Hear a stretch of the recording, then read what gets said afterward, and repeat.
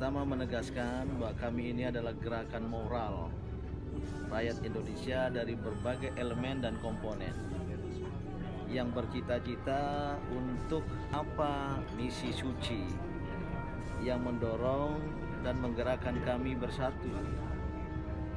Dapat saya sebutkan antara lain, saya mengulangi. Satu, ya kami sesalkan sudah terbukti, terlaporkan pada kami, sudah ada mulai operasi-operasi yang mengintimidasi, yang mengancam, termasuk deklarator, bahkan pihak-pihak tertentu untuk menghalangi.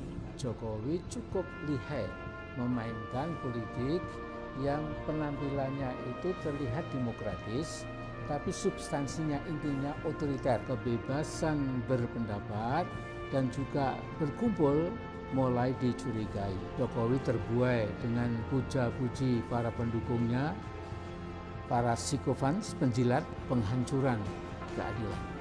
Tipikal otoritarisme ini sepenuhnya dipraktekkan oleh rezim Jokowi. Kalau dimundurkan itu mungkin akan chaos, mungkin akan kacau. Tapi kalau nggak dimundurkan, pasti chaos dan pasti kacau. 100 juta orang udah kelaparan, penerima bansos, kesusahan hidup, apa segala. Kapan meledaknya?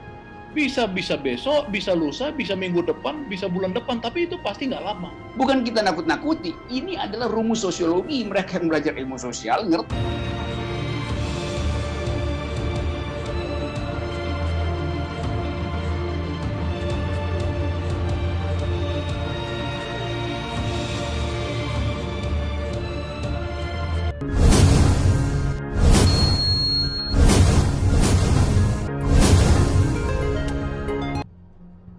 Konferensi pers kali ini kami dari sejumlah deklarator mewakili 150 deklarator, pertama dari Komite Kerja, ingin menyampaikan rencana deklarasi kami pada Selasa 18 Agustus 2020 pukul 10 pagi di Tugu Proklamasi, di tempat historis yang mengawali kelahiran negara Republik Indonesia.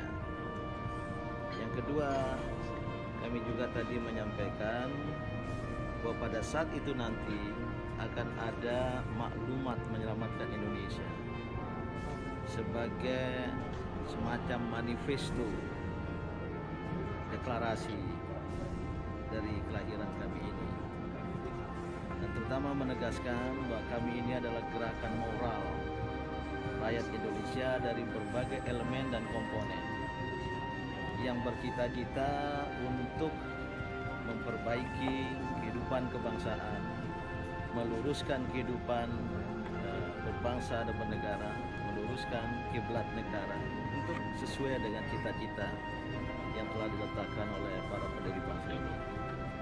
Tadi di awal konferensi pers kami menyampaikan dan saling melengkapi apa raison d'être, misi suci yang mendorong dan menggerakkan kami bersatu. Dapat saya sebutkan antara lain, saya mengulangi. Satu, bahwa kami semua mengamati perjalanan kehidupan bangsa 75 tahun sejak kemerdekaan itu, belum mampu tampil menjadi negara besar. Padahal ini bangsa besar dari sudut jumlah penduduk, dari sumber daya alam yang sangat kaya raya melimpah di perut bumi, di atas tanah, bahkan di dalam laut Indonesia. Dan begitu pula kita punya modal sosial. Dan dulu setelah kemerdekaan, pemimpin bangsa ini dapat menampilkan Indonesia menjadi negara yang mempelopori Konferensi Asia Afrika, mempelopori gerakan non-blok. Namun terakhir ini marwah bangsa ini sangat rendah. Dan apalagi yang kedua, dengan masalah yang kita hadapi, pengangguran, termasuk juga angka kemiskinan, ekonomi yang nyungsep sampai minus 5,32% ini. Yang kami simpulkan, ini antara lain karena pemangku amanah tidak amanah.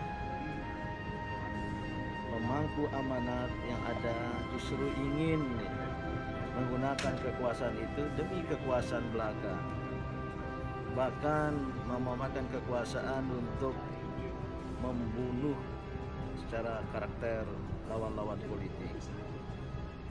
Tambah lagi penegakan hukum yang amburadul dan lain-lain sebagainya, mafia hukum dan mafia-mafia yang ada di tubuh bangsa ini. Inilah yang kami bersatu untuk bangkit dengan gerakan moral untuk menghadapi itu semua. Ya kita bisa sorot di pemerintah terakhir sama beberapa tahun terakhir ini. Tadi itu ada semacam ancaman. Ya, kami sesalkan sudah terbukti, terlaporkan pada kami, sudah ada mulai operasi-operasi yang mengintimidasi, yang mengancam, termasuk deklarator, bahkan pihak-pihak tertentu untuk menghalangi. Dan kita juga membaca, ya walaupun saya tidak tertarik mendalami, ada buzzer-buzzer yang katanya bayaran, tidak tahu, yang menyampaikan pikiran-pikiran yang terus terang kami tidak punya waktu menanggapi. Nah, kalau ini dilanjutkan, mohon maaf, kami ini telah komitmen untuk melanjutkan perjalanan. Jangan dihadapi seperti itu. Kalau ini berlanjut, ada halangan, ada intimidasi, ini memperkuat argumen kami tadi itu, bahwa ada kediktatoran, ada tirani, ada represivitas yang dilakukan. Itu yang kami. Temanya adalah otoritarisme makin pekat. Indonesia di zaman Jokowi tidak sendirian di dalam membanting demokrasi sehingga berubah esensi. Beberapa negara di Asia, Amerika Latin, dan Afrika menunjukkan kemiripan dalam menyelenggarakan pemerintahan yang demokratis pada awal mulanya, tetapi tidak terlalu lama kemudian berubah jadi otoritarisme. Tak terkecuali Indonesia, hanya saja di Indonesia saudara-saudaraku, otoritarisme itu jauh lebih parah. Kita menyaksikan pada kuartal pertama ketika Jokowi menjadi presiden, pada umumnya rakyat percaya akan ada berbagai perubahan signifikan bagi kehidupan rakyat Indonesia. Namun harapan itu cepat kandas. Mengapa? Karena politik pencitraan atau image building terus saja dilakukan oleh Jokowi sambil terus melaksanakan janji-janji sosial, politik, ekonomi, dan hukum yang terdengar merdu di telinga kebanyakan rakyat Indonesia. Dalam literatur politik, Jokowi cukup lihai memainkan politik yang penampilannya itu terlihat demokratis, tapi substansinya intinya otoriter. Democratic in form, authoritarian in substance. Nah, pada kuartal ketiga, nampak mantan wali kota Solo ini yang dicitrakan oleh mesin politik para pendukungnya sebagai salah satu dari 5 wali kota terbaik di muka bumi, lebih banyak berulah daripada berprestasi. Demokrasi yang dijalankan menjadi demokrasi iliberal karena kebebasan berbicara, kebebasan berpendapat, dan juga berkumpul mulai dicurigai. Namun, gaya populis Jokowi banyak mengecoh rakyat, sehingga media darling dari Solo ini tetap saja populer, sekalipun hampir semua janji kampanyenya tidak menjadi kenyataan. Orang-orang yang berada di belakang keberhasilan Jokowi menjadi presiden mampu membentuk citra Pak Jokowi sebagai demokrat populis. Namun citra sebagai demokrat populis ini justru mulai membuat kehebatannya pelan-pelan meredup. Jokowi terbuai dengan puja-puji para pendukungnya, para psikofans, penjilat, itu dapat meyakinkan mantan wali kota Solo yang terbaik di dunia itu bahwa dia memang benar-benar dicintai rakyat sampai batas yang sangat jauh Dia yakin sehingga berani menyatakan aku adalah Pancasila.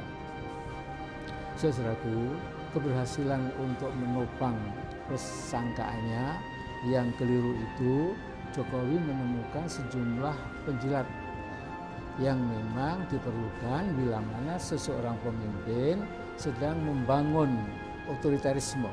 Kita menyaksikan bukan saja di Indonesia, juga di negara lain, seorang presiden atau pemimpin yang ingin menjadi seorang autokrat pasti memerlukan pendukung yang sudah mematikan akal sehatnya. Namun di Indonesia, dukungan itu menjadi ekstrim sekali. Dukungan yang diekspresikan dengan ungkapan pecah gesang derek bapak ini atau ibu itu. Slogan kosong ini maknanya kosong, ini khas Indonesia. Nah, mudah-mudahan watak psikovensi atau penjilatan itu bukan watak asli bangsa kita, tapi sekedar watak artifisial yang dangkal sehingga tidak membuat bangsa Indonesia ini lantas jadi bangsa yang kerdil. Hanya saja kita menyaksikan selalu ada manusia yang bermental ABS atau bermental muntaber, munafik tapi berhasil, karena berhasil memburu keuntungan keduniaan yang diimpi-impikannya. Nah, dari masa ke masa, saudaraku, kita melihat penderita penyakit mental dan moral itu selalu muncul ke permukaan.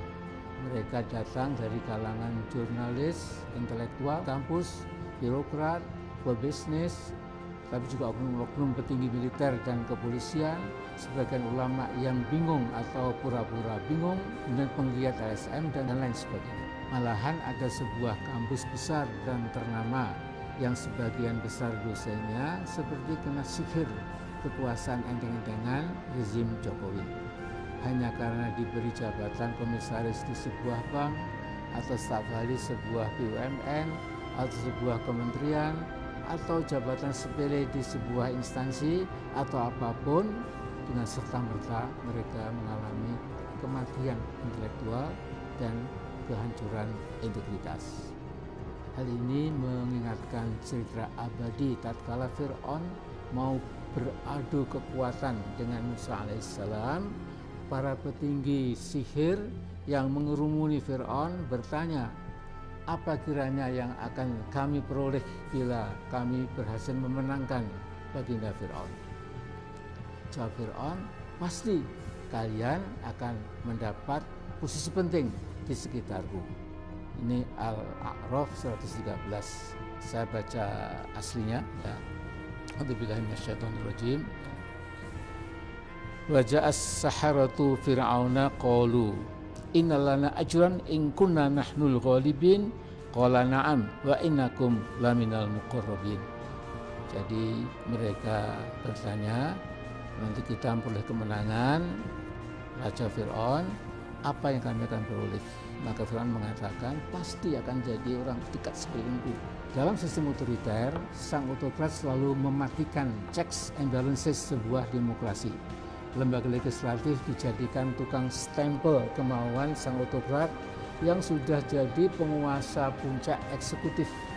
Sementara lembaga yudikatif tidak boleh merusak orkestra politik yang sudah dirancang oleh sang autokrat itu. Nah, penghalang atau penghancuran hukum secara sangat efektif dilakukan oleh para penegak hukum sendiri, sehingga obstruction of justice, menghalangi keadilan, menjadi lebih berbahaya lagi, yaitu menjadi destruction of justice, penghancuran keadilan. Tipikal otoritarisme ini sepenuhnya dipraktekkan oleh rezim Jokowi. Tangan rezim otoriter sangat ringan untuk memangkas kekuatan masyarakat yang tidak sejalan dengan kemauan rezim yang sesungguhnya immoral bahkan illegitimate. Tapi berdasarkan contoh-contoh nasib rezim otoriter di dunia, otoritarisme itu atau otoritarianisme pasti akan ambruk nakar politik. Sebuah rezim otoriter tidak ada artinya berhadapan dengan makar Allah SWT. Sayang sekali otoritarisme rezim Jokowi bukannya makin melemah, sehingga demokrasi kita yang sudah megap-megap terengah-engah makin tak berdaya. Otoritarisme Jokowi makin kuat dan makin pekat. Sayang sekali. Gampang, kalau Indonesia ingin maju harus ada yang mundur. Kalau nggak mau dia dimundurkan. Itu yang kita sebut sebagai solusi. Kalau kita pakai solusi akademis, presiden tidak ngerti metode ekonomi. Kan dia nggak ngerti kan? No, kasirnya bilang brankasnya kosong, presiden bilang harus utang itu.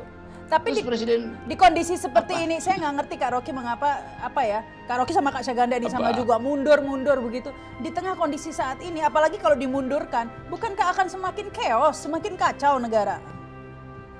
Kalau dimundurkan itu mungkin akan chaos, mungkin akan kacau. Tapi kalau nggak dimundurkan, pasti chaos dan pasti kacau. Algoritmanya begitu. Pilihannya nggak enak. Kan nggak ada perbaikan kan? Dari 3 bulan lalu nggak ada perbaikan. Utang dari 3 bulan lalu justru bertambah. Daya bayar kita atas dasar standar tax ratio bolong. BUMN yang default akan ditagih bulan September. Apalagi coba disebut bank-bank yang non NPL-nya tinggi itu makin lama ambruk. Jadi ya itu yang diterangkan oleh publik internasional. Kenapa kita mesti pergi pada publik internasional? Karena keterangan pers istana nggak bisa dipercaya. Juru bicaranya belepotan ngomong, KSP nggak ada konsep. Jadi kalau Rahma menganggap bahwa ya oke, bertahan aja sambil menunggu pohon pepaya berbuah nangka. Enggak, satu lagi. Tadi Kak Rocky bilang, menteri-menteri itu nggak ada solusi karena menteri-menteri itu lagi panik begitu. Ini udah 5 bulan kok panik terus ya? Ya dalam 5 bulan dipimpin oleh orang yang sama, ya panik lah. Jawabannya begitu. Nah, ini kalau Kak Syaganda gimana nih Kak Syaganda? Kalau krisis kepercayaan. Solusinya apa? Jangan masalah sih udah kenyang kita. Ya masalahnya ini kan begini ya, ini ilustrasi ya. Tahun 98 itu bulan Mei ya, udah tanggal belasan itu. Pak Harto itu manggil tokoh-tokoh agama ya, dipimpin oleh Kiai Haji Ali Yafi, ada Gus Dur, ada apa segala. Nah, Pak Harto minta masukan, ini udah krisis ya. Bagaimana saran daripada para ulama? Ya semua biasalah kan, masih banyak yang pakewuh karena Pak Harto ini kan 32 tahun berkuasa, dia udah mirip raja ya, Raja Jawa. Oh ya Pak, kita ini reformasi gini-gini. Nah akhirnya Pak Harto bilang, kalau begitu saya buat komite reformasi. Nanti kita rubah menteri-menteri supaya rakyat percaya lagi. Untung di dalam forum itu ada namanya Nurholis Majid. Ya, dia langsung pakai Jawa, apa istilahnya itu, Jawa bahasa rendahannya apa itu? Ngoko. Anda pasor, Anda ngoko. Jawa ngoko. Dia bilang, Pak Harto, kowe iku sudah warak, dia bilang.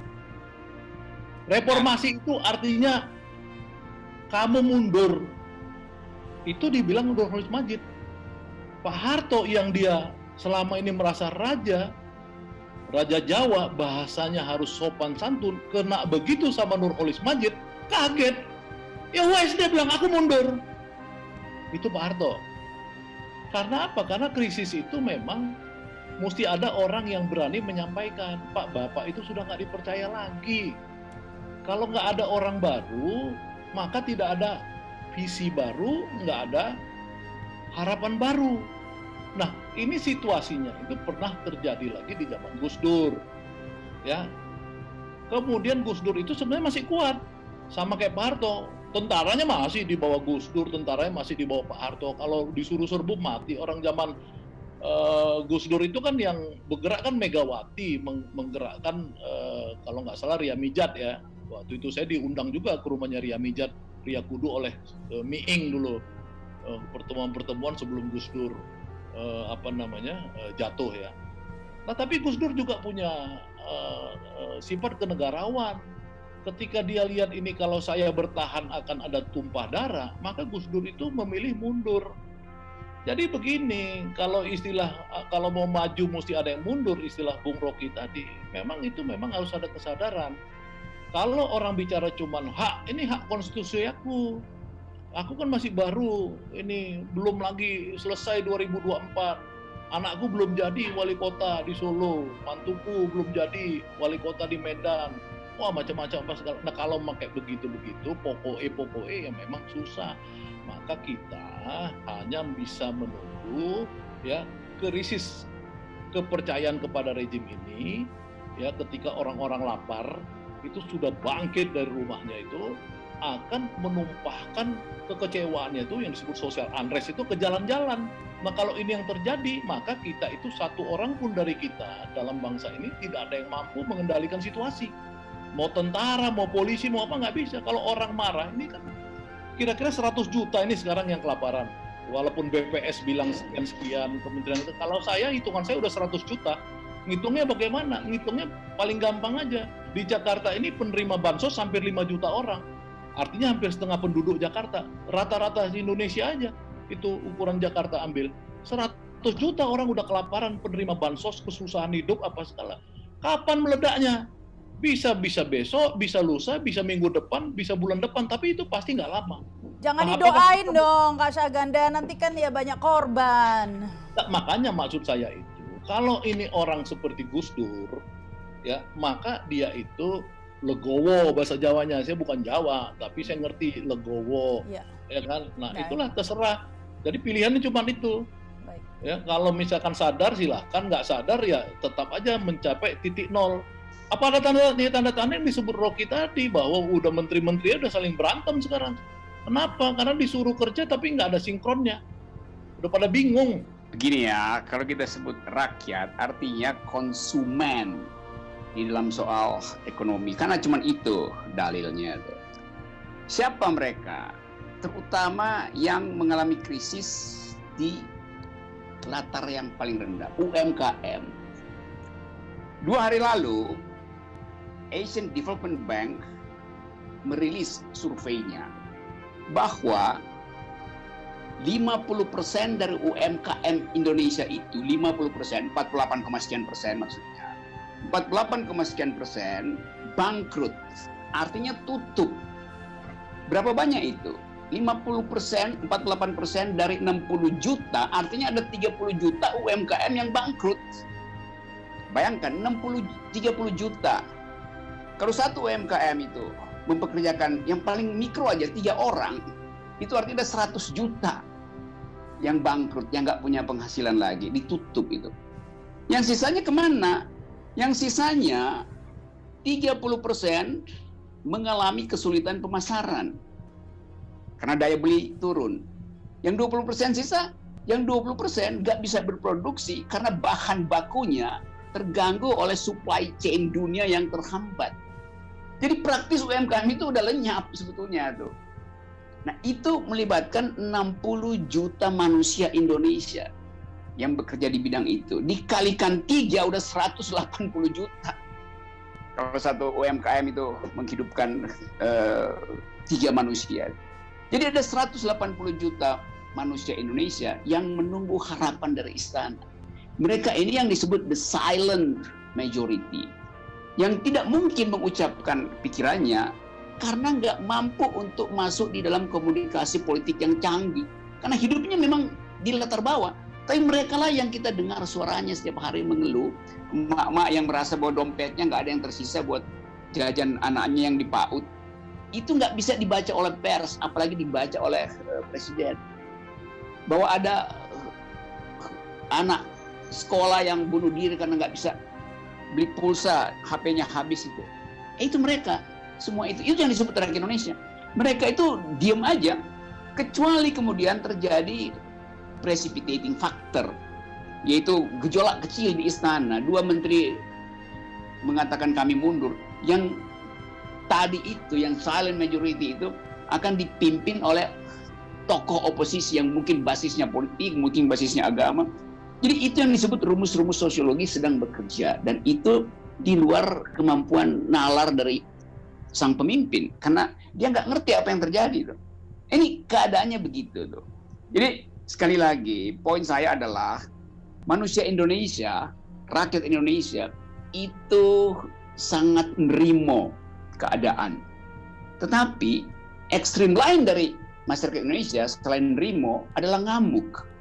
Nah, dari nerimo ke ngamuk itu jaraknya mungkin cuma 20 meter. Dari mana? Dari pompa bensin gitu. Terbakar satu pompa bensin, terbakar seluruh ibu kota. Karena tadi, bukan kita nakut-nakuti, ini adalah rumus sosiologi. Mereka yang belajar ilmu sosial ngerti potensi ini. Itu yang juga diterangkan tadi oleh Syahganda waktu reformasi. Presiden Soeharto legitimasinya kuat banget. 70%, 80% dukungan DPR. Tapi 2 menteri mengatakan, kami nggak sanggup lagi. Maka 3 ikut, 9 ikut. Lalu timbullah voluntarisme dari masyarakat sipil untuk menekan Presiden Soeharto supaya mundur aja. Dan Presiden Soeharto katakan, iya oke. Karena saya nggak mampu lagi. Dia tahu keadaan. Bahayanya yang sekarang nggak tahu keadaan. Kan itu konklusi saya tuh.